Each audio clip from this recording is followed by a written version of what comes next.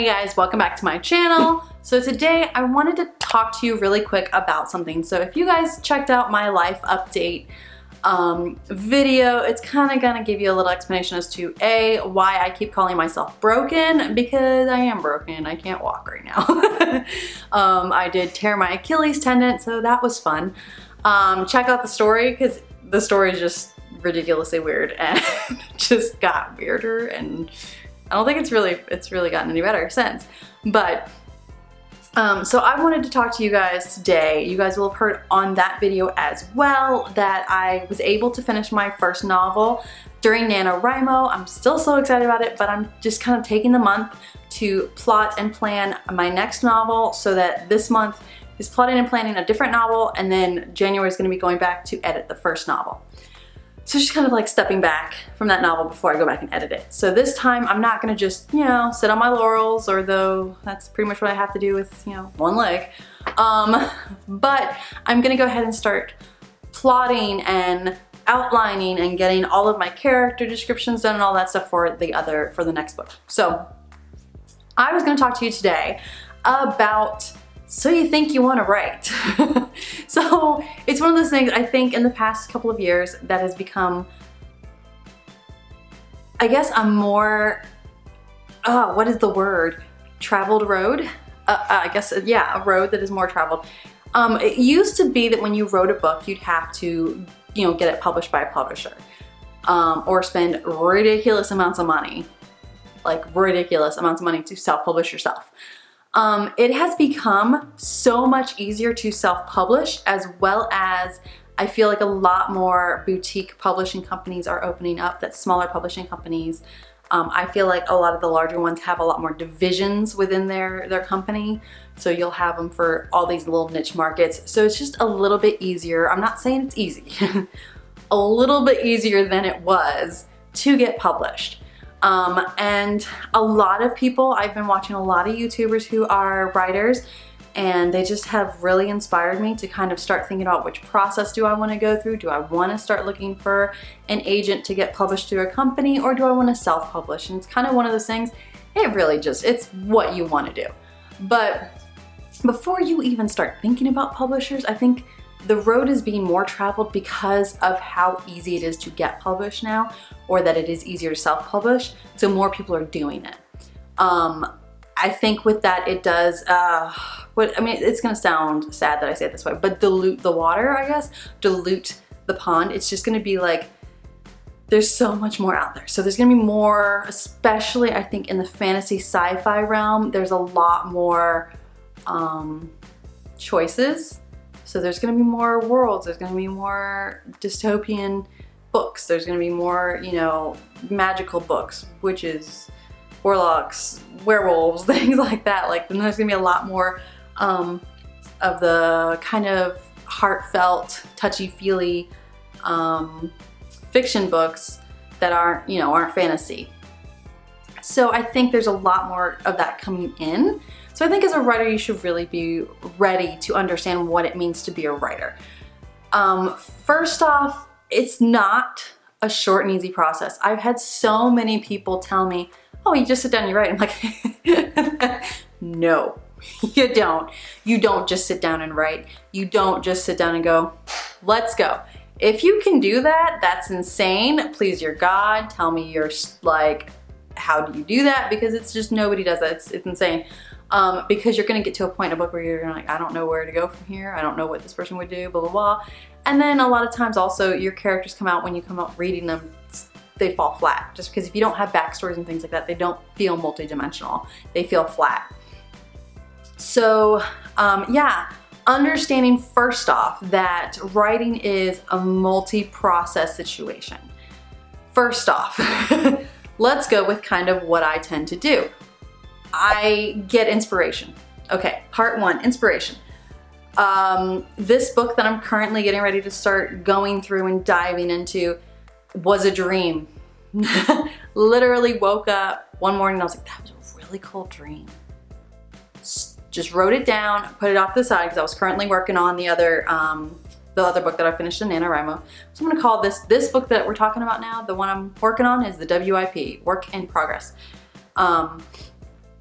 So this one just was a dream. Literally came to me in a dream. I wrote it down, best of my memory, and then just kind of set it off to the side and left it there until I was like, you know what, I'm gonna go ahead and pick one to plan. And I have another book that is like about halfway through right now that I should have probably picked, but I didn't. I was like, no, I feel this story pulling me more. So that's another thing too, is knowing if you have multiple stories, if you have multiple ways to go, knowing which one to go and picking that one.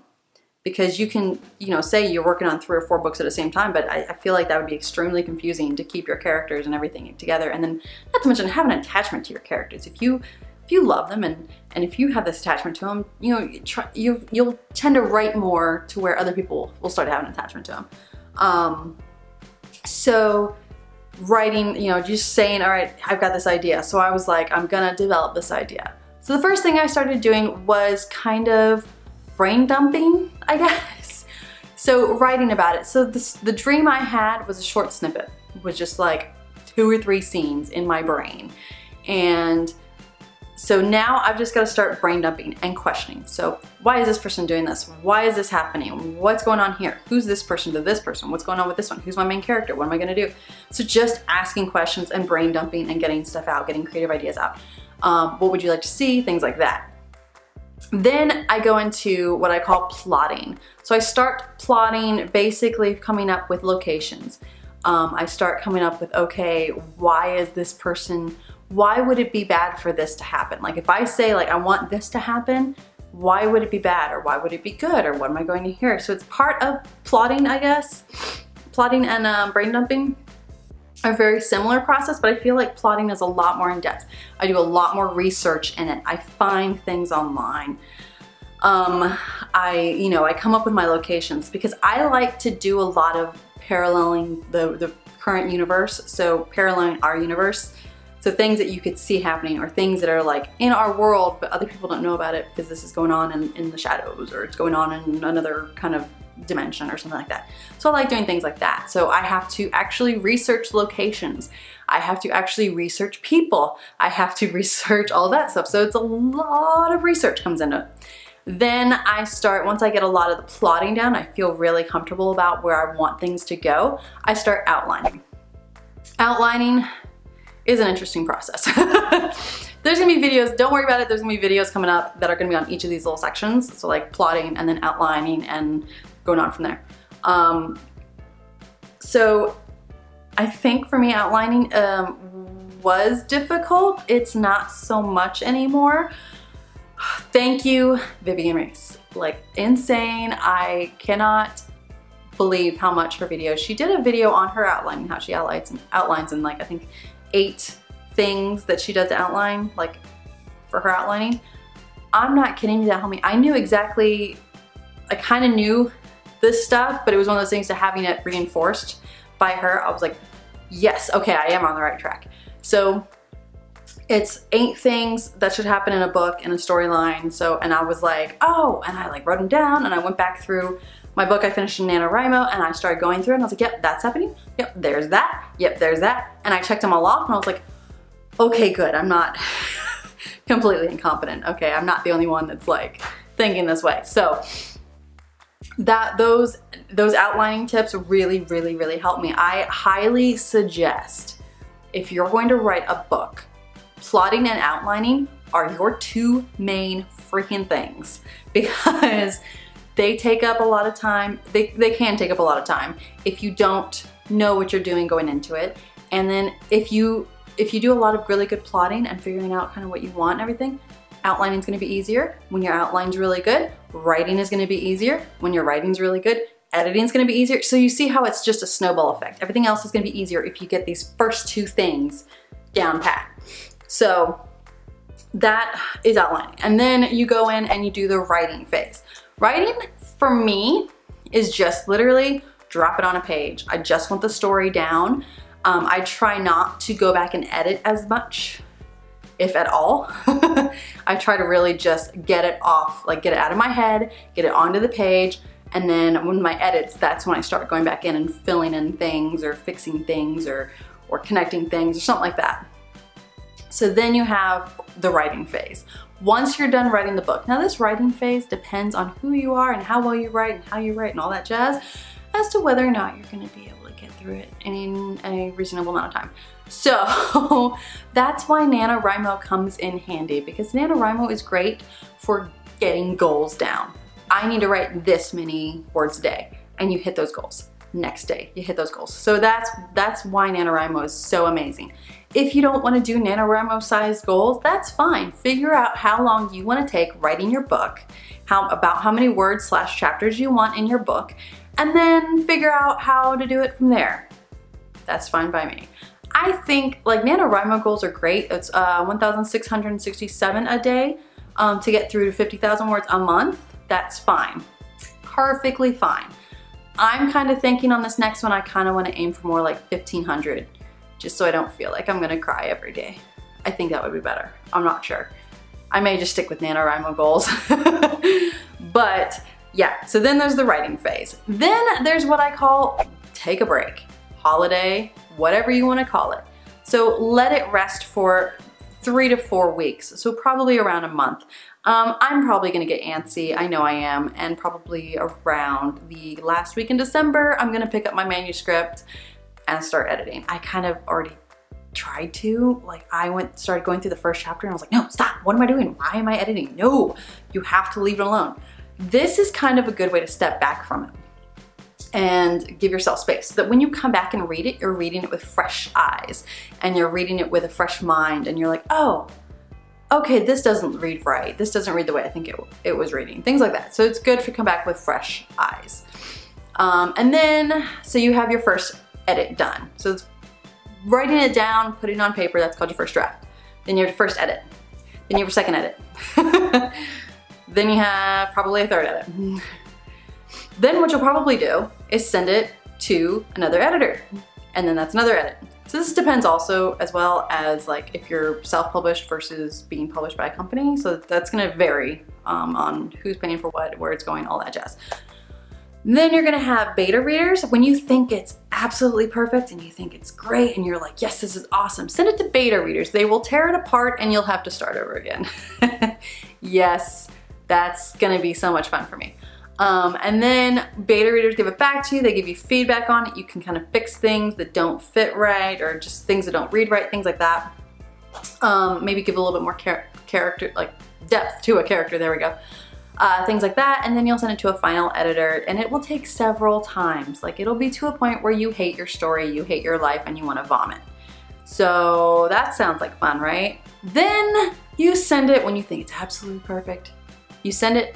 If you want to go the route of like going through a publisher, you send it to agents. And that is just a whole bunch of rejection right there. So you're gonna get like, send it to at least 12 to 24, if not more. Then you're gonna get a lot of rejections. That's super, super, super fun. If you're getting a lot of rejections to a point of you're over 24 and you're rejected over 24 times, you might want to take a look at it again and just see if you're missing something, if something's not making sense. I mean, sometimes you'll just get a straight up no. Sometimes they'll say, this doesn't work. You know, try and fix this and maybe you'll get it, you know, things like that. So it just kind of varies completely. If you're going the self-publishing route, like I said, just make sure that you have beta readers. Maybe you have like critique partners that you trust to read through it and give you honest feedback, things like that. And then from there, it's gonna be cover art, formatting. Oh my God, what am I missing? Cover art, formatting, you have to get your ISBNs, you have to get your barcodes, everything like that has to be done before you can self-publish. I'm still debating on if I'm gonna go, which route I'm gonna go. So I don't have answers on that just yet. As to all of the stuff that you do, I've been doing a lot of research on it though.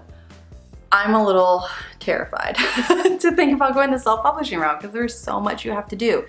So, you know, that's just up to you as to how much work you want to do after the fact, how much control you want to have over it, things like that. So that is, and then, you know, from there, it becomes a matter of, you know, promoting it. Then it becomes a matter of, you know, putting it up there and out in the world. And then you have to get people to review it, and then you have to send some off, some of the art copies. go out to bloggers and YouTubers and other people that read to kind of give you reviews as well. And then that's, you know, that's fun. And then eventually it goes up and it goes live. So you gotta look at this process is an extremely long process. So if you wanna be a writer, that is perfectly fine. I say go for it. I really believe this world needs a lot more by way of communications, like writing a lot more readers and a lot more artists. I think that you can never really have too many. I think varying viewpoints is a good thing. I think that having options is a good thing. Obviously, I'm a big, strong fan of if I want to take a red pen to your book, please, dear God, don't write another book. Just in the sense of like, at least until you understand grammar, at least until you understand how to write.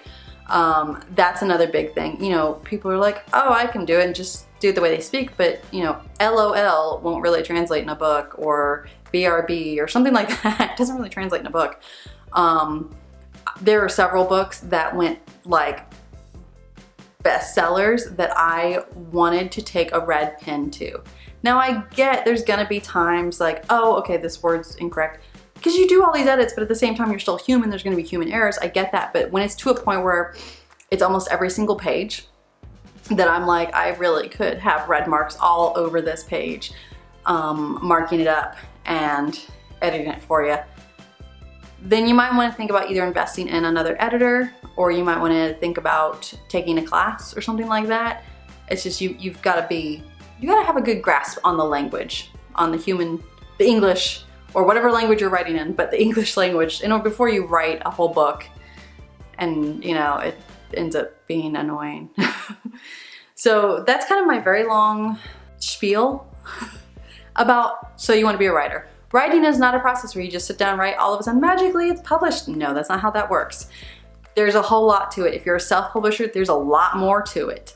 It's gonna be difficult, it's gonna be hard, you're gonna cry. I've cried several times, not in the happy ways always. It's been several very difficult times with this. This book that I just finished in NaNoWriMo, I started while I was in college, at least 2011, if not a little bit earlier than that. So I've been working on that one for a very long time. But I love the characters, I love the story, and I think that it is really a good read. So I will put the effort into it to make sure that it goes further than just, I have a first draft. I want to make sure it gets out there into the world because I think somebody else will enjoy this book. So yeah, if you have passion to write, if you want to write, I say do it. I say go ahead and start with writing prompts or brain dumps or something like that and start working on it. But I definitely say there's a process to it, and understand that and do your research. Find out what works for you. So that's all I have to say in this long little spiel, and I will see you guys next time. Bye.